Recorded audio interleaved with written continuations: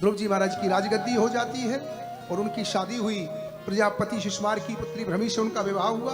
2 बेटा हुए, कल्प और वत्सर। दूसरी पत्नी का नाम इला है, जिससे उत्कल का जन्म हुआ। एक बार इनका सौतेला भाई, थोड़ा ध्यान से सुनना होगा कथा, इनका सौतेला भाई शिकार खेलने के लिए जाता है उत्तम, उसको महाराज यक्ष समाप्त कर देते हैं। जब ये बात मालूम पड़ती है सुरुचि को, मेरे बेटा को यक्षों ने मार दिया, बोले मैं जिंदा रह के क्या करूंगी, और वह उसी समय उसके वियोग में मर गई। तन्मातस्य गतिम गता। भागवत सुनने वालों ध्यान से सुनना ये कथा। सुरुचि चाहती थी सुनीति का बेटा मर जाए तो पूरी प्रॉपर्टी मेरे बेटा को मिल जाए। इस कथा पर थोड़ा ध्यान देना होगा। वो क्या चाह रही थी, मेरी सौत का बेटा मर जाए, पूरा राज्य मेरे बेटा का हो जाएगा। उल्टा क्या हुआ, उसका बेटा भी मर गया और वो भी मर गई। जो दूसरों का बुरा सोचते बुरा उनका होता है। हो तो कांटे बन कर मत लेना। जीवन में कभी किसी का बुरा नहीं सोचना। भाई साहब मुझे कुछ भागवत में कहना है। मैं सच बताऊं, अब बहुत ध्यान से कथा सुनना। मैं तन से तो बुरा नहीं करता हूं, पर मन से बुरा सोचता रहता हूं। तभी भजन में मन नहीं लग रहा है। क्या कह रहा हूं, जल्दी समझ में आती है ना। मन से तो बुरे विचार आते ही रहते हैं। आते हैं ना, तुम कह दो सबके सामने आते। कुछ लोग तो कहते नहीं आते हैं। और ये बुरे विचार कब बंद होंगे, जब भजन करोगे। नहीं तो सोचते हैं इस पड़ोसी का फ्लैट बिक जाए तो हमें मिल जाएगा, हमारा फ्लैट बड़ा हो जाएगा। ये पड़ोसी की ऑफिस बंद हो जाए तो हमारी दुकान ठीक चल जाएगी, सारे ग्राहक हमारे पास आएंगे। आता है मन, आपके आता है नहीं आता है। ये पड़ोसी की जमीन बिक जाए, ये भग जाए गया जी से, तो हमारा कैसे भला किसी का कर न सको तो। व्यास गादी से एक शब्द कहना चाहता हूं, कभी किसी का बुरा मत सोचना जीवन में, बिल्कुल नहीं सोचना है। और एक बात, जीव अपना प्रारब्ध लेकर के आया, जीव अपना प्रारब्ध लेकर के आया है। प्रारब्ध पहले बन्यो पाछे बन्यो शरीर।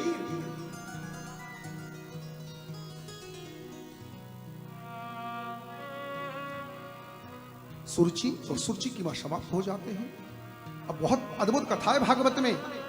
ध्रुव जी युद्ध करने के लिए गए लोक व्यवहार में। जब युद्ध करने लगे, किससे, यक्षों से तुमने मेरे भाई को मारा है। उसी समय उनके दादाजी आ गए। दादाजी का नाम क्या, ध्रुव जी का? कुछ कथा समझ में आ रही कि नहीं आ रही है? रूपटा जी, अच्छी बात नहीं। क्या नाम था ध्रुव जी के दादाजी का? आप होमवर्क ठीक नहीं कर रहे। 29 साल में तो तुम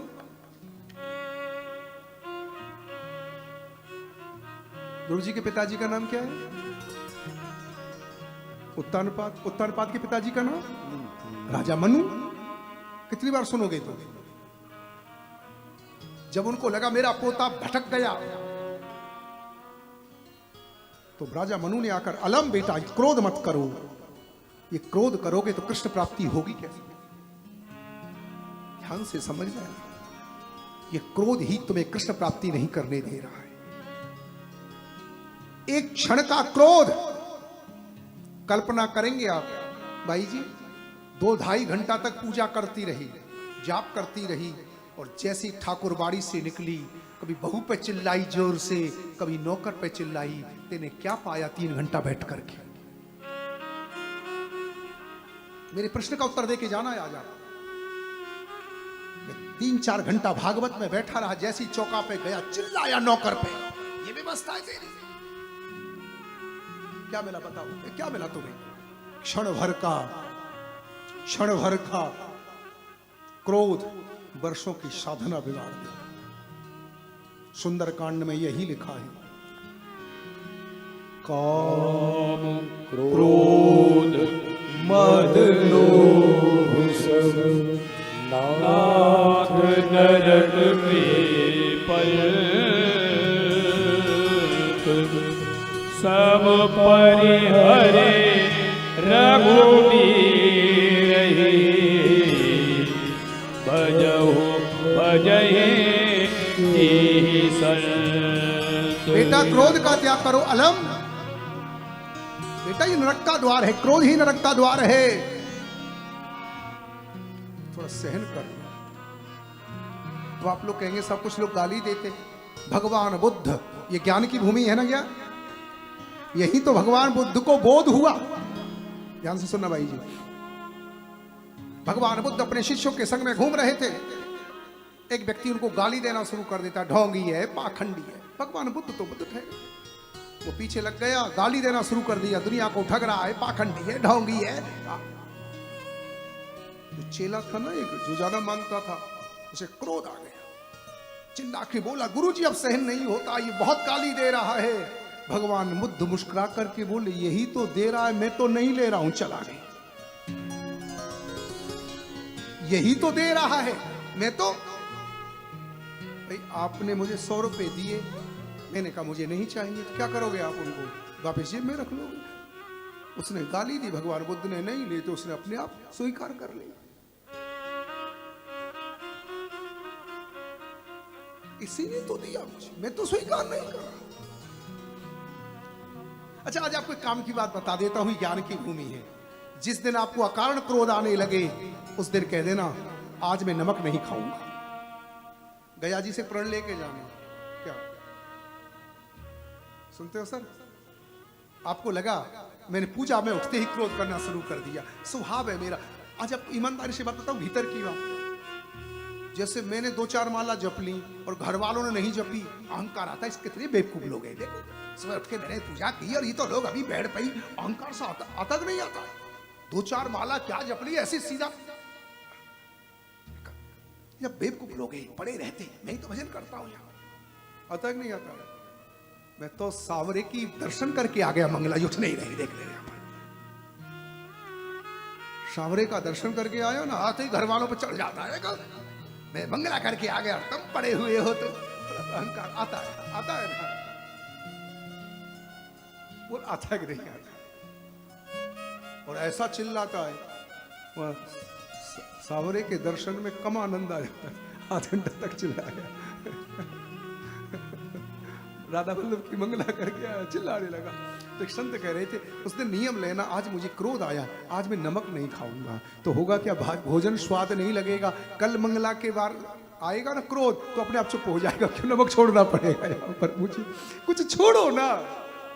ये ज्ञान भगवान बुद्ध की भूमि है भाई, ये ज्ञान हुआ है। भगवान बुद्ध को यहां ज्ञान हुआ, यही तो बोध हुआ उनको, है ना? तो भागवत में क्या लिखा, एक एक शब्द को सुन करके जाना।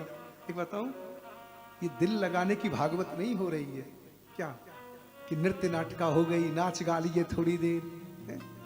दिल लगाना और है, दिल लुभाना और है, तीर बन बन के सीने में चुभाना और है साहब। जीवन बदल तितिक्षया करुणया। ये ध्रुव जी से श्री राजा मनु कहते, बेटा सच्चा भक्त का लक्षण है जो सहन कर ले। बहुत अच्छी बात है, जो सहन कर ले वही साधना, जो सहन कर ले। एक महात्मा नाव में बैठ करके गंगा के उस पार जा रहे थे, कुछ युवक उसकी मजाक उड़ा रहे, कोई उसकी माला खींच रहा था, कोई झोली खींच रहा था, कोई सिर पे हाथ मार रहा था। महात्मा राम राम जप रहे थे, महात्मा कुछ न बोले। आकाशवाणी हुई, भगवान विष्णु बोले, महात्मा जी तेरा अपमान कर रहे हैं युवक, तू चाहे तो मैं नाव पलट दूं। हाथ जोड़ के महात्मा बोला, हे भगवान विष्णु, नाव मत पलटो, इनकी बुद्धि पलट दो ना महाराज, इनकी बुद्धि पलट दो, नाव क्यों पलट रही है? तितिक्षया करुणया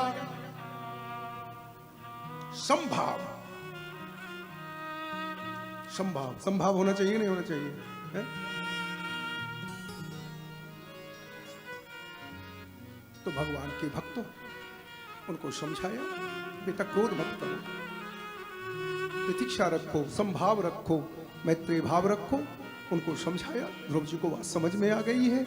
और उनके पास में कुबेर भंडारी आए हैं। कुबेर भंडारी ने कहा, जो तुम्हारी इच्छा हो मांगो। बोले, हर समय हरि का भजन होता रहे बस जीवन में।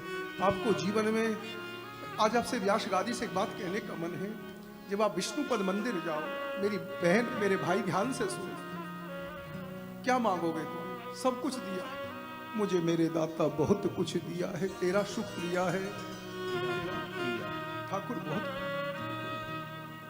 जब उद्धव जी वृंदावन में आए हैं, गोपियों के पास गोपी हाथ जोड़ के कहती, उद्धव हमने जीवन में कोई मंगल कार्य किया हो, कोई कुआं बनवाया, कोई गौशाला बनवाई हो, कोई मंदिर बनवाया हो, तो उसका एक ही फल मिले, श्री बांके बिहारी के चरणों में प्रीति हो जाए।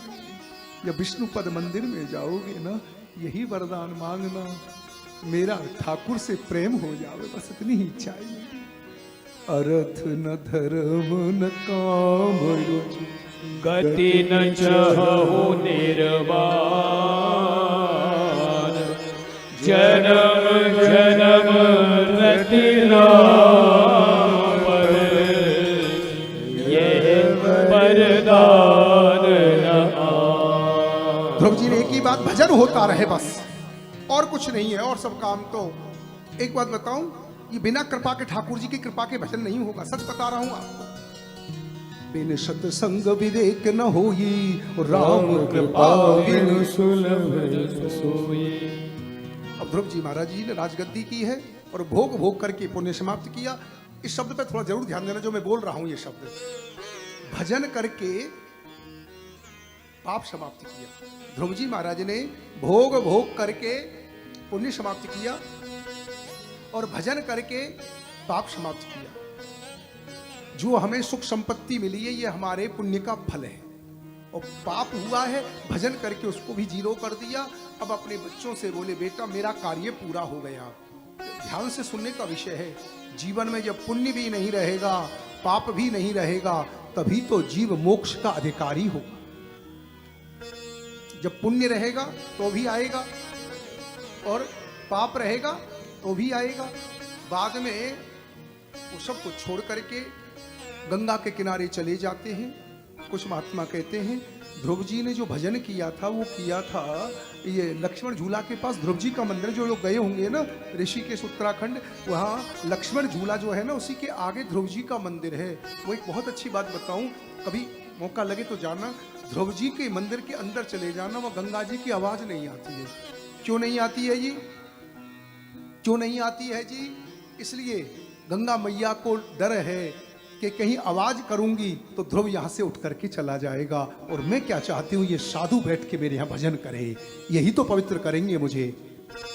गंगा जी भी प्रतीक्षा करती हैं। क्या आज आपसे काम की बात कहूं है क्या?